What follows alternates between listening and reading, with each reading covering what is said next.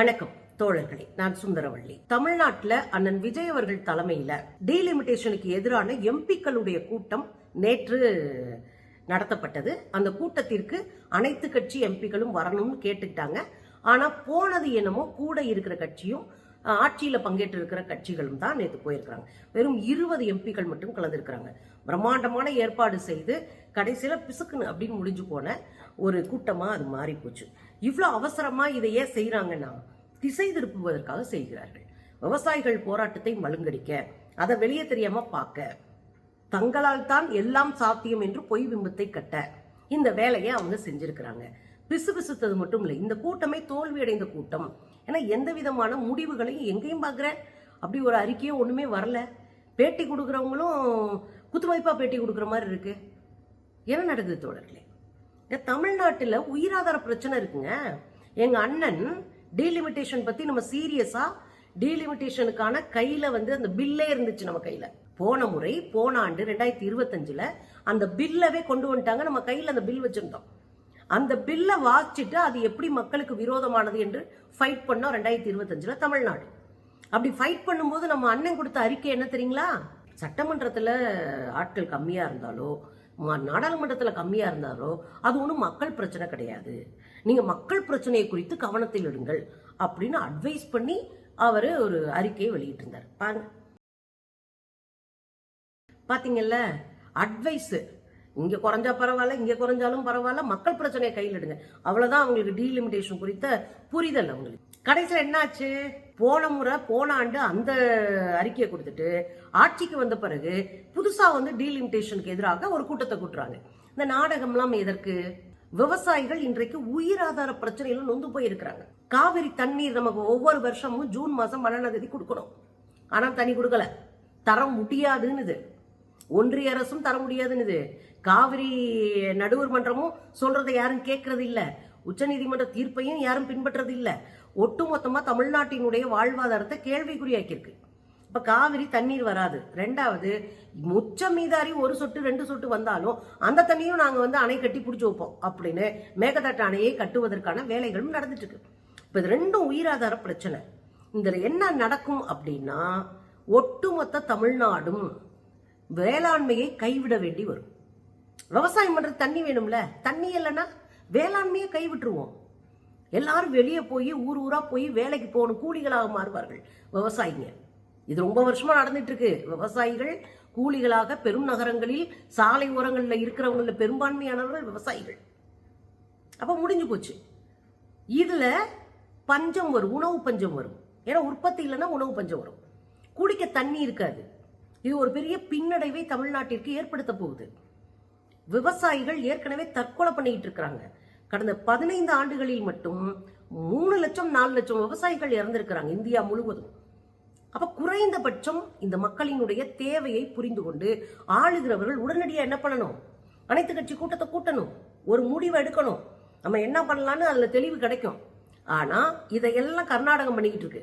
ஆனா தமிழ்நாட்டில் உட்காந்துட்டு நான் முடிவெல்லாம் எடுக்க மாட்டேன், அதுக்கு எதுக்கு அனைத்து கட்சி கூட்டம், அதுக்கு எதுக்கு அது பேசிட்டு இருக்கிறாங்க. கொஞ்சம் கூட கூச்சமே இல்லாம பேசிட்டு இருக்கிறாங்க. அப்ப இதையெல்லாம் திசை திருப்பணும்.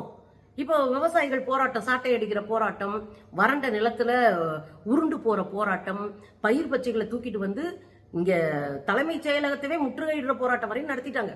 எதுக்குமே செவி கொடுக்காத ஒரு அரசா இருக்கு. இன்னும் சொல்லப்போனா விவசாயிகளை கூப்பிட்டு பேசி இருக்கிறாங்க நேத்து முந்தா நாள். அதுக்கப்புறமும் எந்த முடிவும் எட்டல. எது உயிராதார பிரச்சனையோ, எது மக்களுக்கு பெரிய பின்னடைவை உண்டாக போதோ, எது தமிழ்நாட்டினுடைய வளர்ச்சியை மொத்தமா ஒண்ணுமில்லாமக்க போதோ, எது உணவற்ற தமிழ்நாடா கையேந்த விட போகுதோ அந்த பிரச்சனையை கையில் எடுக்கல. ஆனா இதை மாத்தி விடணும், இதை திசை திருப்பி விடணும். திமுக எவ்வளவு மோசம் தெரியுமா? திமுகவும் பாஜகவும் கூட்டணி வச்சுக்கிட்டாங்க தெரியுமா? உள்குத்து வேலை நடக்குது தெரியுமா? துரோகம் நடக்குது தெரியுமா? என்கிற அரசியல் பிம்பத்தை கட்டமைக்கிறது தான் தன்னுடைய முழு பலத்தை விஜய் செலவழிக்கிறார்.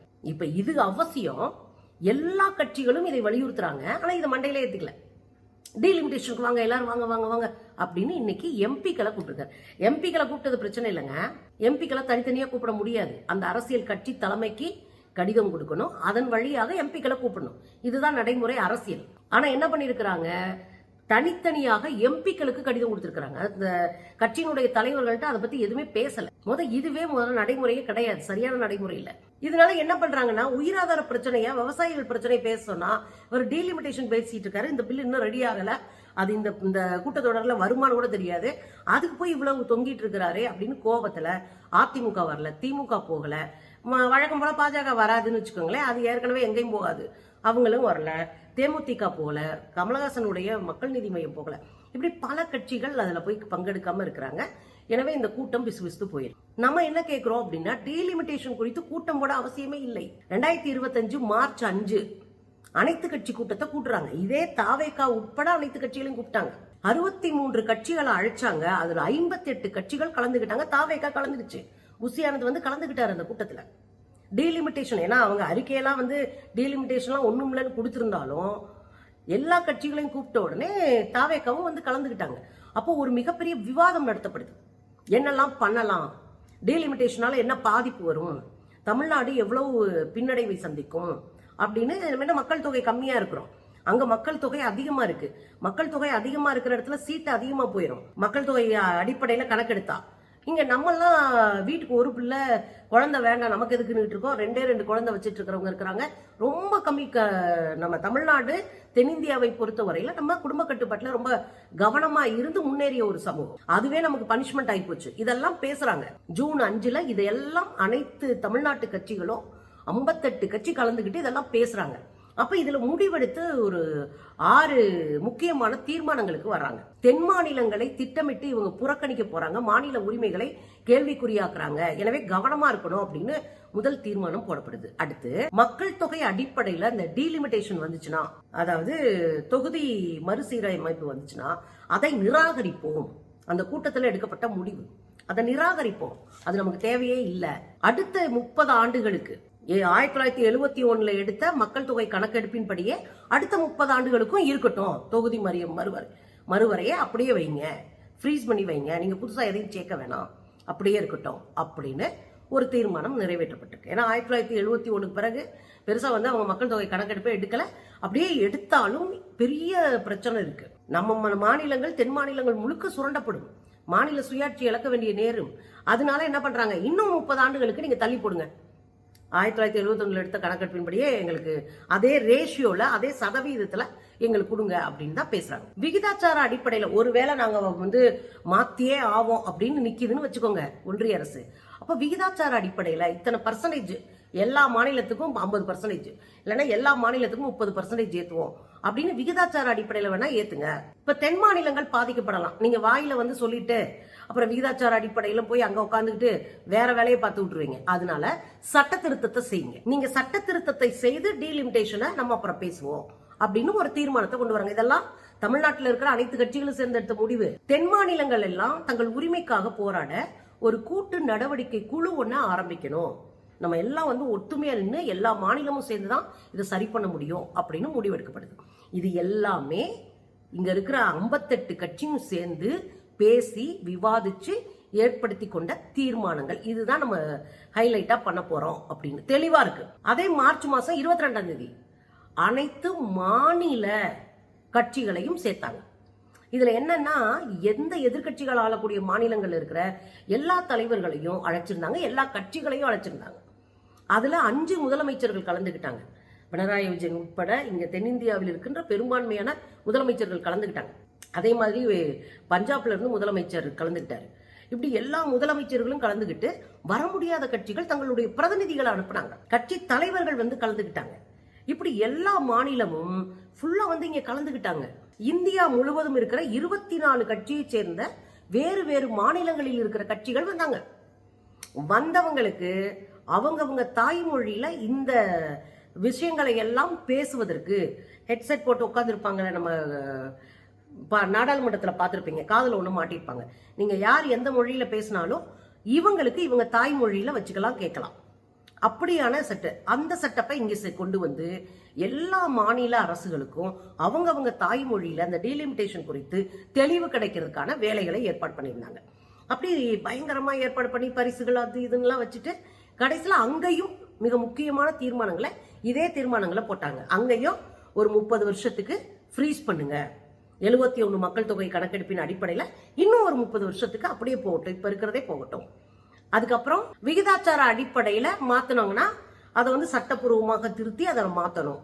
எல்லாத்துக்கும் விகிதாச்சார அடிப்படையில நீங்க போடலாம்.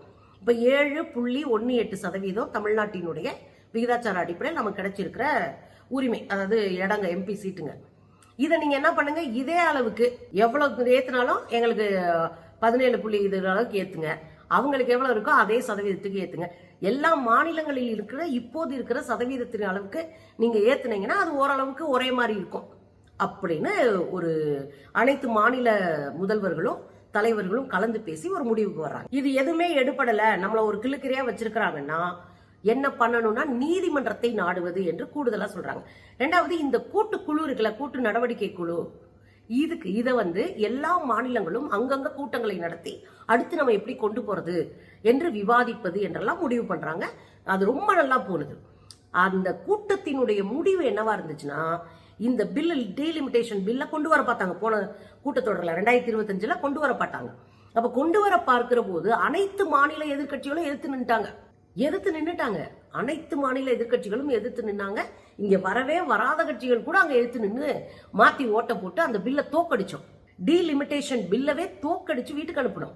அதுல வந்து அமித்ஷா கெஞ்சினாரு, நான் மாற்றத்தை செஞ்சு 1 மணி நேரத்துல கொண்டு வந்துடுறேன், அதுக்கப்புறம் நீங்க இது பண்றீங்களா, அந்த நீங்க சொன்ன மாற்றத்தெல்லாம் சேர்த்துக்கிறவா, நீ எதுவுமே பண்ண வேணாலும் டீலிமிட்டேஷன் பில்லவே முடிச்சு விட்டோம். அதுக்கு முன்னாடி இங்க தமிழ்நாட்டுல அதை கொளுத்தணும், அதுக்கு எதிரான போராட்டங்களை நடத்தணும். இப்படி பல நடவடிக்கைகள் ஏற்கனவே தமிழ்நாட்டுல செஞ்சு முடிச்சு தெளிவான ஒரு பார்வை இருக்கு. நாங்க மக்கள் தொகை அடிப்படையில ஒருபோதும் டீலிமிட்டேஷன் நாங்க ஒத்துக்க மாட்டோம். நாங்க 30 வருஷமா நீங்க இதை ஃப்ரீஸ் பண்ணி வைங்க, அப்படி இல்லையா விகிதாச்சார அடிப்படையில நீங்க வச்சீங்கன்னா அதுக்கு ஒரு சட்ட திருத்தத்தை செய்து விகிதாச்சார அடிப்படையில நீங்க மாத்துங்க. சட்ட திருத்தம் செய்ய மாத்தக்கூடாது. அந்த சட்டத்திலையும் இன்னும் சில மாற்றங்கள் சொல்றாங்க. அந்த குரூப் இருக்கிறாங்க இல்லையா, டீலிமிட்டேஷன் பண்ணக்கூடிய அந்த ஆணையம், அது எல்லா வல்லமை பெற்ற ஆணையமா இருக்கு. அப்படிலாம் இருக்கக்கூடாது.